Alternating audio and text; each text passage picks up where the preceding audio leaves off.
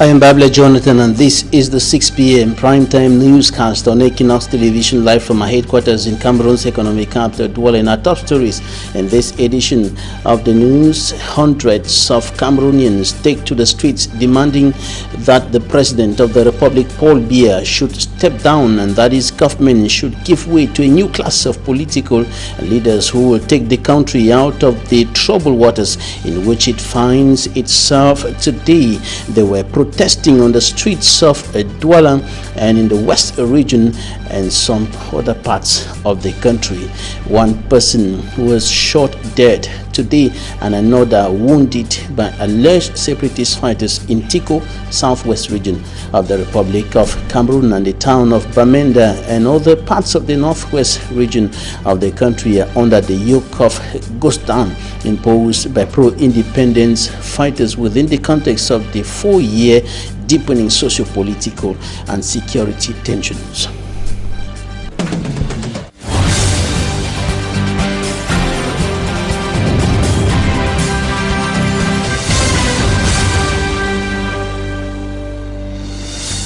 Blood continues spilling in the two Anglophone regions of the Republic of Cameroon hit by socio-political and security tensions for close to 4 years today. Tiko, southwest region of the Republic of Cameroon, recorded one death today and another person was injured allegedly by pro-independence fighters in that part of the country. And Derek Jato files in details.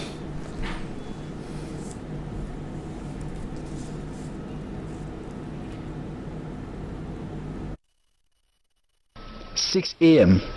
Tuesday, September 22nd, 2020. Tiko subdivision, gateway into the southwest region, registered one death. He was shot on the steering while driving from Tiko to Mutengeni, here at Likoma. The bullet got this taxi driver in the chest. He lost control and the car ended here. The driver of this truck was also attacked, shot in the leg. In that confusion and pain, he wheeled the truck off the road, resulting to another accident. The truck driver is presently receiving treatment at the hospital. The unidentified gunman left behind traces. It is alleged that the attack was carried out by separatist fighters. The nationwide protest called by Professor Maurice Kamto, president of the Cameroon Renaissance Movement, announced for this 22nd September, and the attack on civilians in Tiko subdivision allegedly by separatist fighters all contributed in paralyzing activities as the day was full of uncertainty. Reporting there, and the ghost continues running on the streets of the northwest regional chief town Bamenda, sending the people indoors or into the bushes. Operation Ghost Town, imposed by pro-independence fighters in the two Anglophone regions of the Republic of Cameroon, is still leaving streets deserted, and the town of Bamenda activities were paralyzed in several parts of the town of Bamenda today. Frederic Takan is on the line. Bamenda has observed this beginning of the third week a ghost town after commercial bikes were restricted to circulate in some area in Bamenda. Major streets like Commercial Avenue, Old Town, Ghana Street were deserted. Shop and market are closed for several weeks now, except Saturday and Sunday. Area like Nkwen, upstation were a little bit busy with some private car and inhabitants seen along the street. For the past week now, Bamenda is under the operation known as Bamenda Clean. Some major military actions are carried out in some quarters in Bamenda. Some houses are searched as well as vehicles. Some inhabitants says this operation has forced them to close shop and other activities. But government says the operation is to ensure Bamenda is safe, a safe place to be, a safe place to stay, insisting that they have not asked inhabitants to close, but rather than ensuring inhabitants to carry on their activities. For now, some major streets were seen with a military vehicle along, trying to ensure that those who are carrying out their activities should be safe. As indicated by ETV's Frederick Takan reporting, in the northwest regional chief town, Bamenda, and inhabitants of the northwest region, the situation is further worsened by military operations going on with the intention, according to military leaders, to put an end to separatist activities in the northwest and, of course, in the southwest region of the country as well. And today was a day that will be marked with the red pen in the political history of the Republic of Cameroon. The population took to the streets today, demanding the ousting of President Paul Biya. Hundreds of them took to the streets here in Cameroon's economic capital, Douala, demanding that the head of state should step down and that his government should give way to a new class of political leaders who they believe will solve the many problems affecting the country today.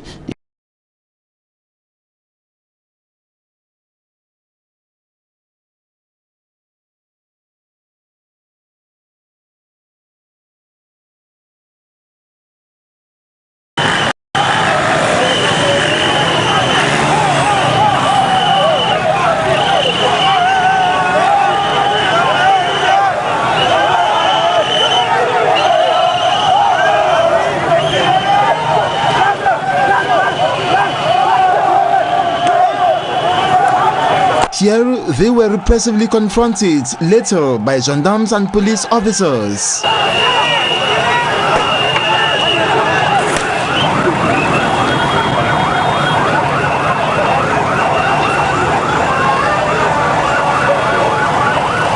Tear gas was fired at them to disperse.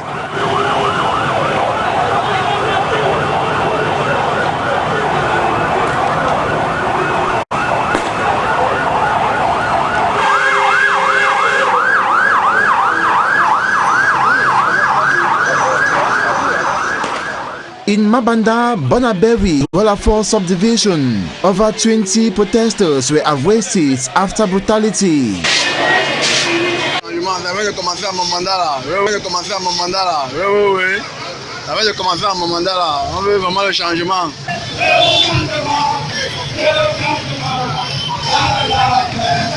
Frightened traders at the Mabanda market running fear for their lives.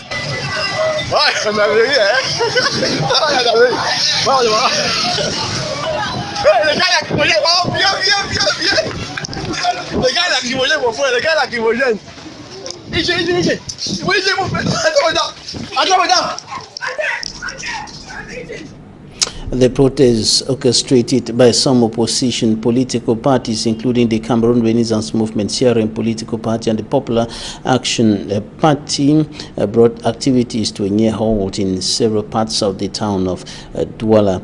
In some parts of the town, there was something similar to what is being observed in the northwest region of the country, a ghost town. Details with Immaculate Fogwe. Business activities on standstill in several localities in Douala. Here at the Douche Municipal Market in Aqua Douala, traders and buyers prefer to stay indoors for the fear of the unknown.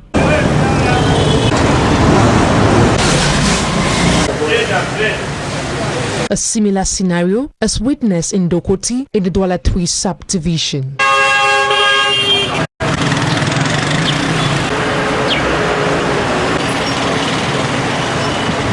Activities are equally grounded in Bonaberi in the Douala 4 subdivision.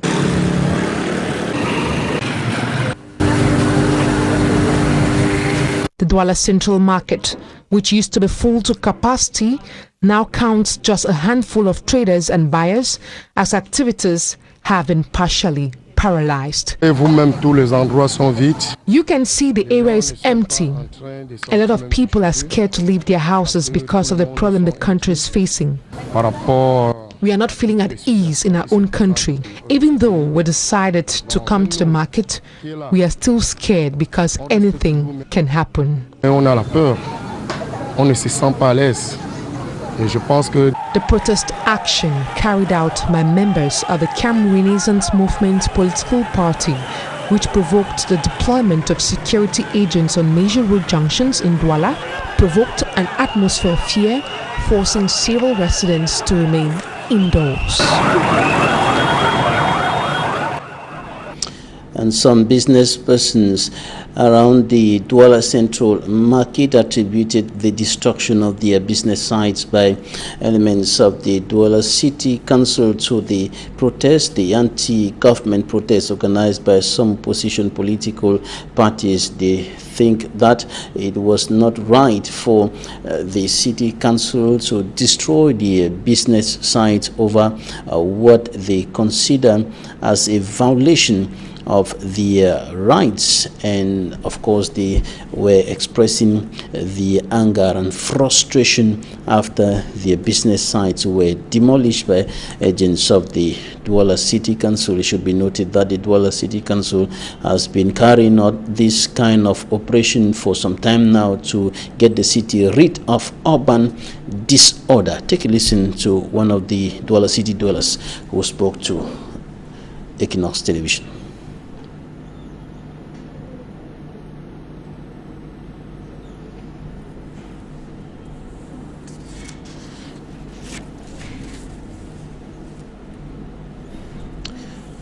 Traders around the Douala Central Market picking up the crumbs from the destruction exercise which occurred today, and of course that destruction exercise enters the framework of the fight against urban disorder by the Douala City Council, and all these makeshift structures around the Douala Central Market were demolished today. Take a listen. We'll be coming back to that in our subsequent news editions. And in the early hours of the day, people were going about their daily activities normally in the several parts of the town. Some of them told us that they were going about their daily activities because today wasn't a public holiday, and also because they wanted to see what was going to happen. Some said they came out because they want to take part in the process of change in the country. Take a listen to some of them.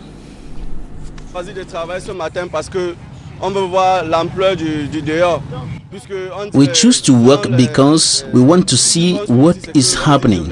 It is said that the whole place will be militarized, so we cannot stay indoors because we need change. Nous tous, nous on veut le changement. Je suis surpris parce que partout là, dans le quartier, dans les villes, on annonce vol. I'm surprised because when there is robbery, the police is not there to intervene. But see, they are here. When people are attacked, we call them, but they don't come. Quand il y a agression, on appelle, ils disent qu'on arrête. Il n'y a personne en poste. Là, c'est curieux quand même. Ça me fait penser particulièrement à l'intimidation. This is intimidation because in times of need, they are not there. But for something that has not happened, they are here. C'est mettre les gens dans la psychose. C'est Kamer puisqu'il devait avoir marche, mais on voit plutôt. There was supposed to be a protest, but officers, police officers who have militarized the whole town. Ce sont eux qui sont en train de faire la marche pour la population. Je pense, malgré la situation qui était déclarée tendue, on n'a pas déclaré cette journée fériée. This day has not been declared a public holiday, so I don't see why I will not go to work. Il veut pas aller vaquer à mes occupations parce que il y a une situation tendue.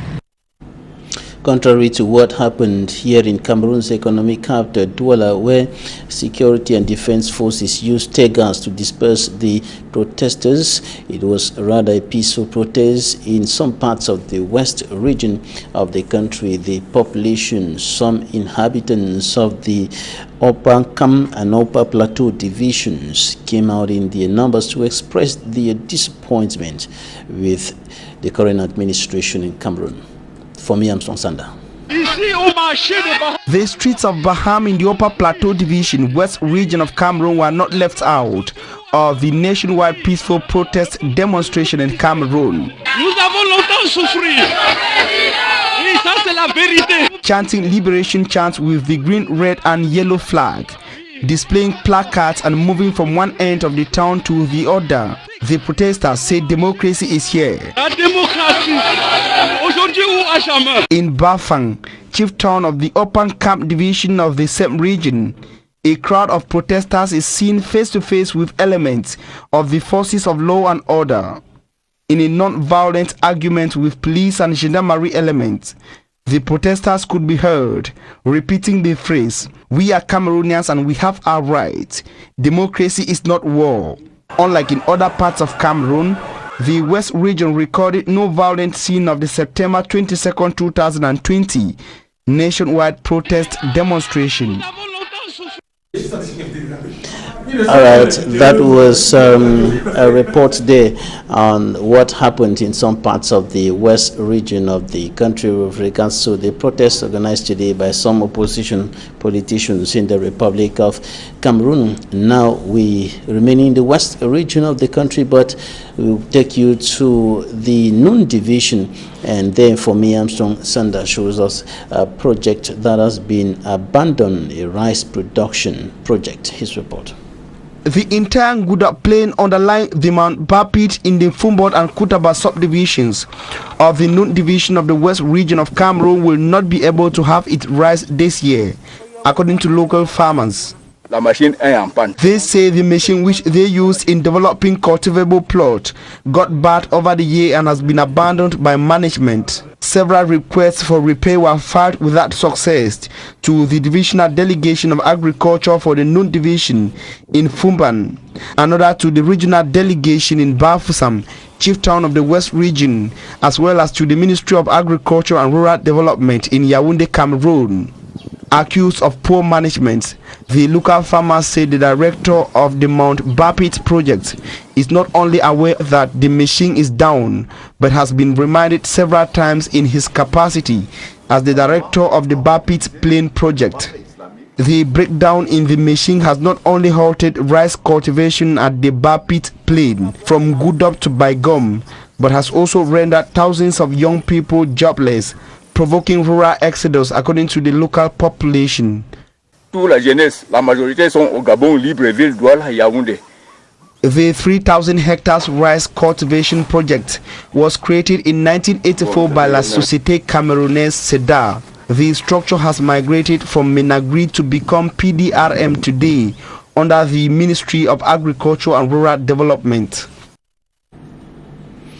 Before we move on to the second part of this newscast, we should indicate that at least 4 media practitioners were arrested today in the course of the anti-government protests in some parts of the country. They were picked up by security and defense forces in Yaoundé and Douala during the anti-government protests. Equinoxe TV's Rodrigue Ngassi, an audiovisual technician, was arrested at the Tudi market in Yaoundé, undressed and taken to the first central police district in the town, and thanks to the intervention of the general manager of Equinoxe Radio and Television, and of course the Center, South and East Regional Bureau Coordinator Gizogo Rodrigue has been released. Barrister Sim Emmanuel is following up the case of Ludovic Ndijo of La Nouvelle Expression newspaper. And here in Douala, journalist of my media Prime TV, Tajavis Mai, was equally arrested around Rond-Point Dedo. He was covering the protests and of course organized by some opposition political leaders. Tajavis Mai is also a blogger, CEO of Tajavis or Ta News Agency. The Cameroon English-speaking Journalists Association has condemned his arrest, calling for his immediate release. And of course, other journalists arrested today include Tebong Christian. Talking Point is up next.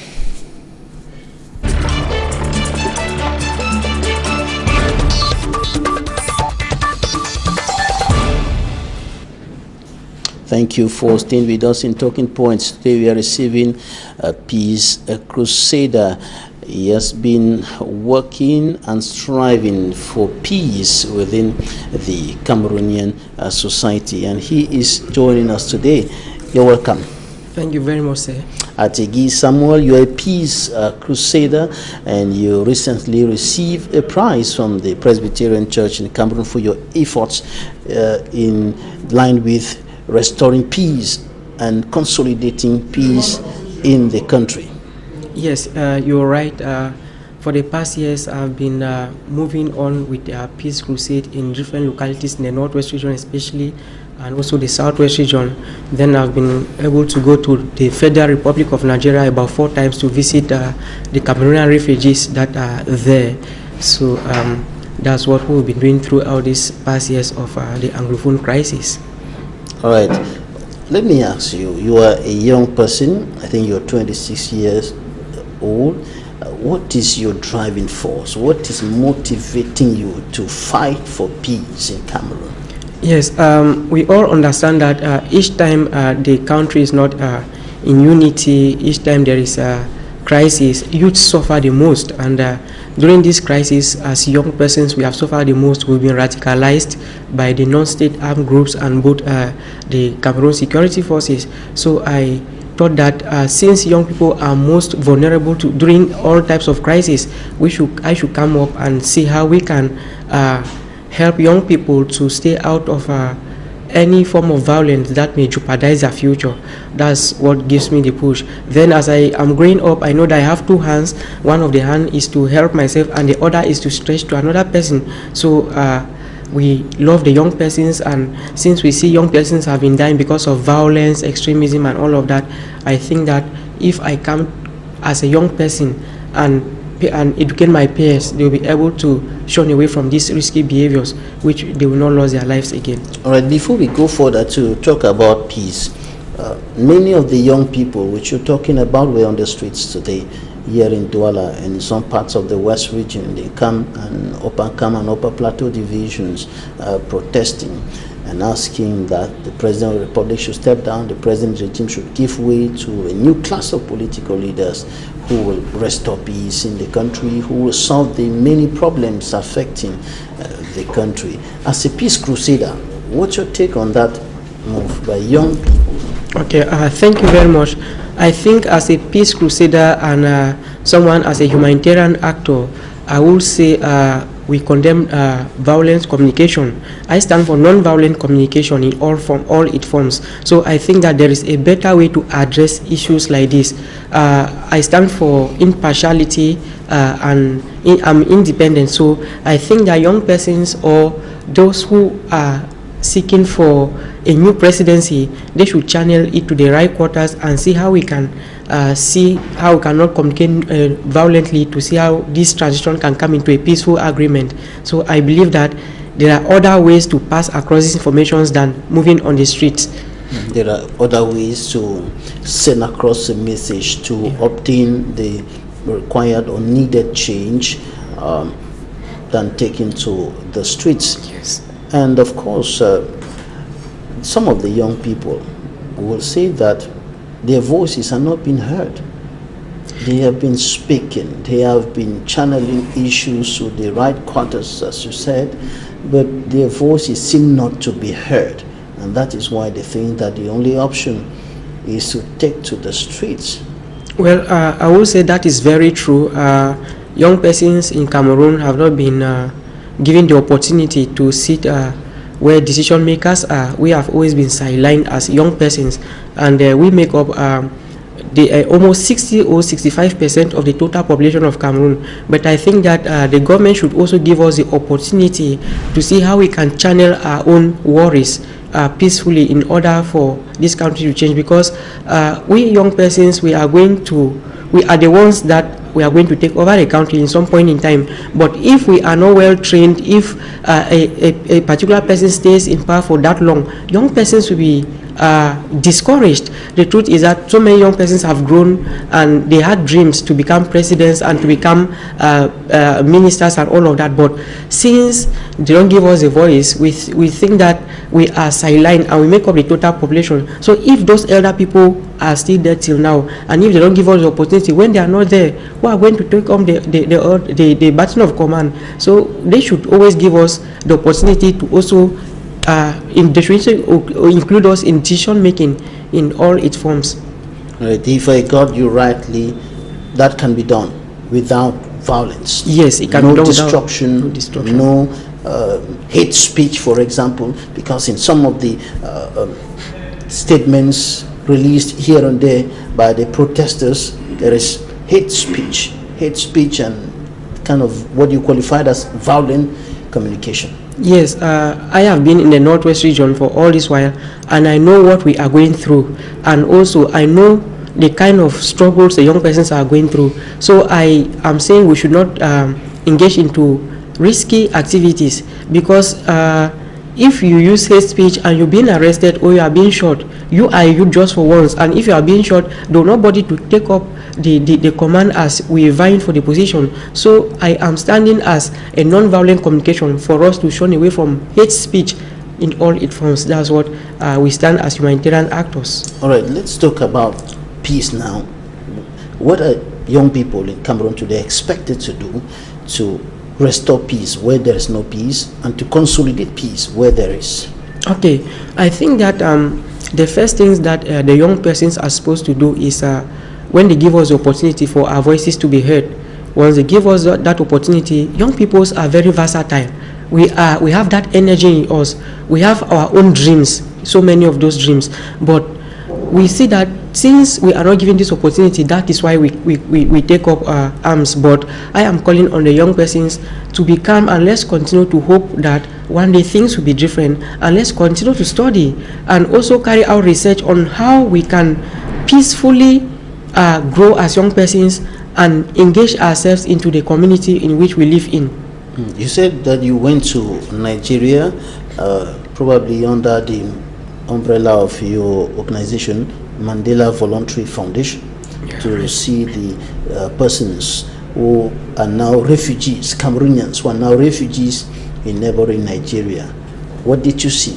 What did you hear from them? Yes, the situation is very bad, I must confess. When you go to the Adango refugee settlement in the Federal Republic of Nigeria, you're going to see malnourished children. You're going to see people that are very sick and they don't have money to go to hospital. Even food, people don't have food to eat, and they work for the local community for menial jobs for very little payment. For example, a brick that is molded here for maybe 50 francs, but is molded in Nigeria for like 5 naira, which is about 15 or 5 francs. So the situation there is not the best. I have gone there 4 times, and each time we go there, you keep crying because our people are suffering in the Federal Republic of Nigeria. They suffer a lot. Sometimes they get up and they don't even have food to eat. Some don't even have houses to sleep. They still sleep in tents, they still sleep under the cold, and they are exposed to several diseases. So the situation in Nigeria is a very bad one. Now, what did they tell you while you were there with regards to the situation back home and other things? Well, some of them will be really happy to come back when the crisis is over, and some of them have decided not to ever come back, because when they sit and think of their family members that have been killed, when they sit and think of their homes that have been burned, they really feel bad, and they really need psychosocial support in order of them to come back to Cameroon. So the situation there is very bad. While some pray that the things should return to normal for them to come back, some say even things return to normal, they will never come back again. Why would they not come back? Did they tell you why? Well, some think that they will, in future, they will live a better life in Nigeria than being in Cameroon, to see the graves of their late parents, to see their homes that have been burned, and to have that memory will come afresh to them. So they have decided that they wouldn't come back, because each time they visit maybe their compound, that memory will come back afresh. So we think that they want to give themselves a new identity and forget about everything that has happened. Yes, for sure. Some have been there for long, and they already have the cultures and tradition there in Nigeria. They already speak Nigeria English. Some are already making their businesses there, and they have decided to stay there. So if we don't counsel them socially, if we don't give them psychosocial support, they won't come back again. Now, when you spoke to some of them, they indicated that they actually wanted to come back home. Now, many of them did not have the opportunity to listen to you, and some may be listening to you now. What would you tell them with regards to the mindset that they should have concerning the situation back home, concerning their home country, because many in that difficult situation would certainly be developing some kind of hatred towards authorities, towards their home country, towards many other people involved in what has happened to them, and so on. Well, I will tell them that anything that has a beginning must have an end, and one day this crisis will end, and they have to come back to their homes to take care of their siblings, to take care of the children that they've abandoned. So if they don't come back, maybe their family lineage, the name will be wiped off. So they should better come back and continue to build their communities. And also a lot of children that have been abandoned, separated children, they will come back and they identify them, those orphanages that will be visiting, so they can reintegrate them to their families and the community as well. So my word to them is for them to come back when things return to normal. Within the national territory, you said that you've been visiting different parts of the country, notably the two Anglophone regions of the country, preaching peace and so on. What exactly have you been doing with regards to peace and efforts to restore peace? Okay, I have been engaged into workshops, conferences. We gather young persons and have workshops and conferences with them. Sometimes we use social media to pass across the information, the transformation information to young persons and all of that. And also we use the media so much, especially the radio, to communicate to young persons, and we re-educate young persons through these media outlets to make sure that we restore peace in the Northwest and Southwest region. So I've organized a lot of conferences, maybe like 18 to 20 conferences and workshops. Then on the radio maybe twice a week to talk on peace and security, and to talk about youth radicalization and violence extremism and non-violent communication as well. Has it been easy? The people that you have been meeting receptive?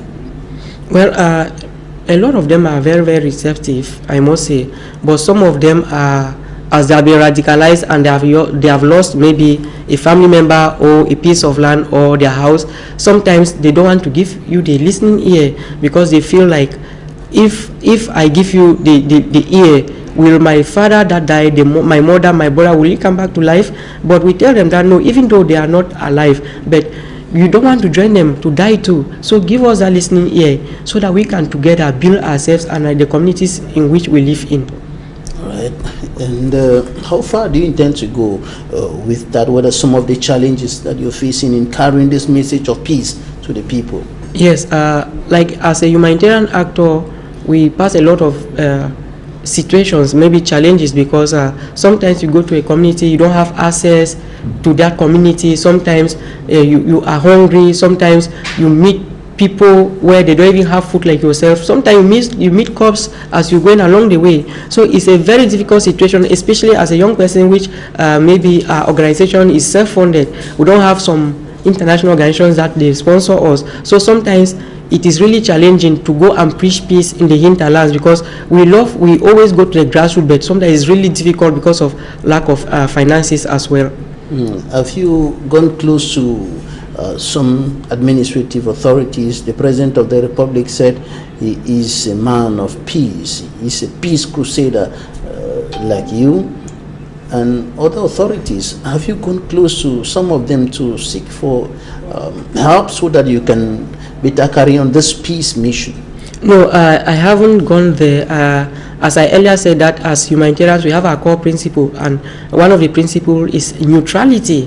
And when you are neutral, you don't lean either with the government or with the population. If we do something on peace and security and the government feels, or an individual or a company feels that we are doing something to help the community, then they should come to us. We don't go to the government, because if you go to the government and take funding, when you go back to the community, the non-state armed groups will know that you've gone and taken funding from the government, and they will not listen to you. So as a neutral body, as an independent body, we do things with the little funding we have, and when people spot us on what we are doing, maybe individuals, they come to assist in order for us to continue with our peace crusade. Neutrality is a core principle in humanitarian activities. All right, Atigi Samuel, a peace crusader, thanks for joining us today. Thank you for having me on Equinoxe Television. We wish you the best. Thank you very much, sir. Thanks, ladies and gentlemen, for staying with us. That's it for today.